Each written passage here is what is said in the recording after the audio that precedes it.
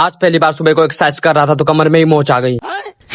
सूरज दादा आज बहुत चमकीले लग रहे थे, इसीलिए सनस्क्रीन लगा के मैंने खुद को भी चमका लिया। उसके बाद मैं पार्क के लिए निकल गया और चम करके धूप पड़ी हुई थी। आज सुबह सुबह आज कस्टमर भी आ गए थे। सुबह की चाय पिया, फिर सुंदरी की एंट्री हुई जो मुझे बोतल दिखा के डरा रही थी। अब देख तू, फिर मैंने अपनी शक्तियां दिखाई कि क्यों डरना चाहिए मुझसे। झुक के रहना पड़ेगा मेरे आगे। फिर सारी महिला मंडली लग गई अपने अपने काम पे। फिर मैं भी लग गया अपने काम पे। एक बच्चा आया था, उसको जिप लाइन करा रहा था।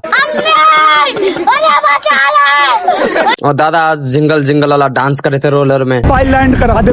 सुंदरी आज टायर का झूला बनाने की पूरी कोशिश कर रही थी। अनिता मैडम कुछ बोलना चाह रही, बोल। रात में 9 बजे जल्दी खाना खाने जाता है, मत करना। क्यों? हमको सिखा रिया है। अच्छा, तो हमारे पार्क में नया पांडा ट्रेन आई है, तो उसी को चला रहे थे सारे लोग मिलके। यादव, ए संगठा, गजोधर, बिरजू। छुट्टी हो गई थी तो हम रूम की तरफ आ गए। फिर मैं आ जाता अपने रूम में।